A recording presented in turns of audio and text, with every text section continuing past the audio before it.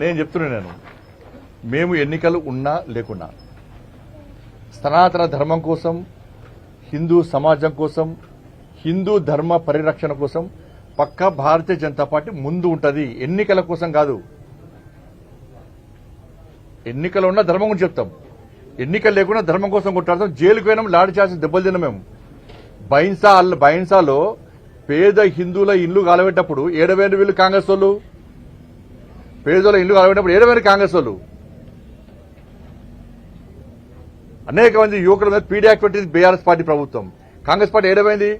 గోహత్య జరుగుతుంటే కాంగ్రెస్ వాళ్ళు ఏడవేరు. మేము కొట్టాడుతున్నాం, నిరంతరం కొట్టాడుతున్నాం. బైన్సాప్పుడు ఎన్నికల్లో అయినా కొట్లాడినాం, అరెస్ట్ అయినాం. ఇవాళ పరిస్థితి ఏంది? మక్కాకు పోతే మీరు ఏం చేస్తున్నారు? అన్ని ఫెసిలిటీ ఇస్తున్నారు, పైసలు ఇస్తున్నారు, వాళ్ళకి సపరేట్ బడ్జెట్ ఇస్తున్నారు. ఇలా ఒక పేదోడు అయ్యప్ప గుడి, అయ్యప్ప శబరిమల పోవాలంటే పోలేని పరిస్థితి.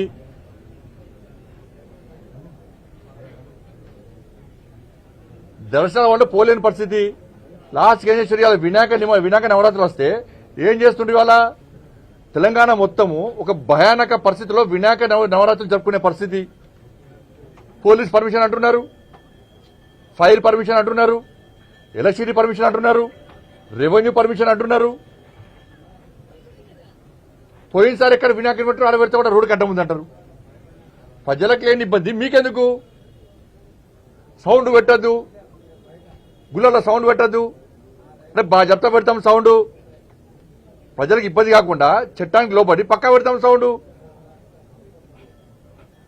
జులు తీసుకోవద్దు, ఈ టైం వరకే తీసుకోవాలి. ఇదా మీరు చేసేది?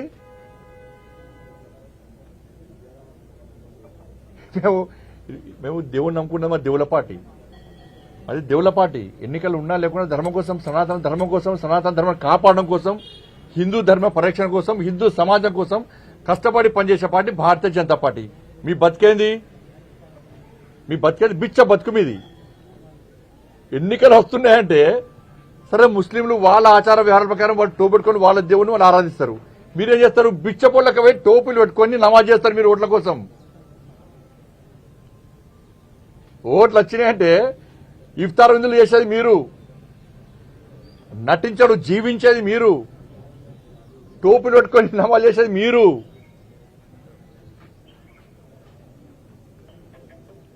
బిచ్చపల్లి మీరా? మేమా?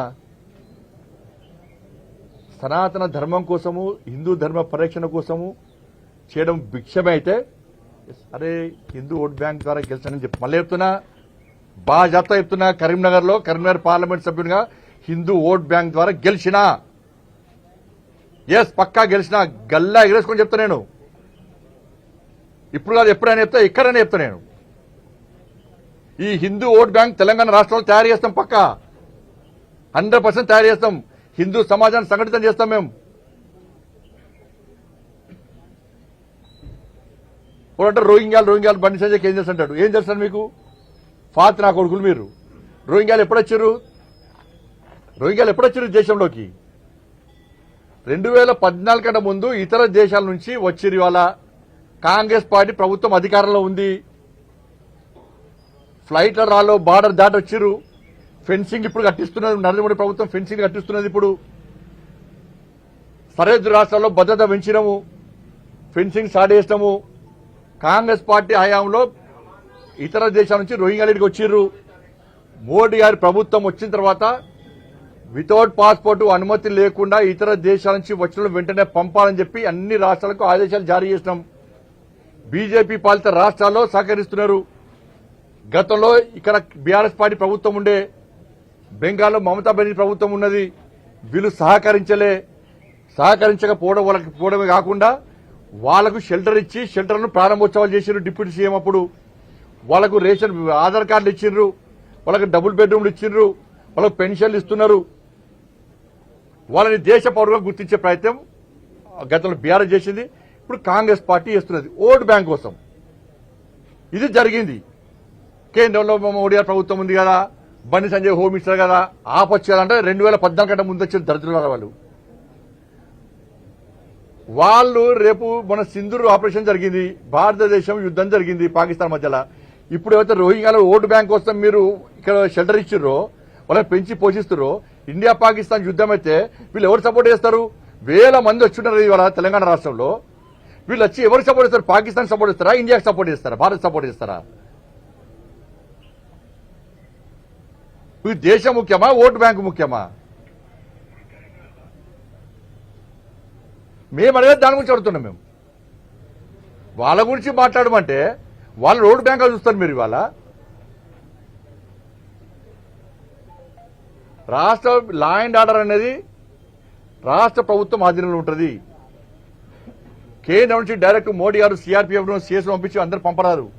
రాష్ట్ర ప్రభుత్వం చేతుల్లో లా అండ్ ఆర్డర్ ఉంటుంది. వాళ్ళే పంపాలి, వాళ్ళే సహకరించాలి. బాధ్యత ఏముంటుంది? అక్కడి నుంచి పాస్పోర్ట్ ద్వారా వీసా పొంది వచ్చి వీసా గడువు ముగిసిన తర్వాత కూడా ఇక్కడ ఉంటే వాళ్ళను కేంద్ర ప్రభుత్వము వాళ్ళని కించి పంపించే ప్రయత్నం చేస్తారు. వీళ్ళంతా బార్డర్ దాటి ఫెన్సింగ్ లేకుండా బార్డర్ దాటి దొంగదారులు వచ్చిన అందరూ కూడా ఎప్పుడు 2014 కంటే ముందు 2014 మోడీ గారు ప్రభుత్వం వచ్చాక టైట్ చేస్తాం మేము.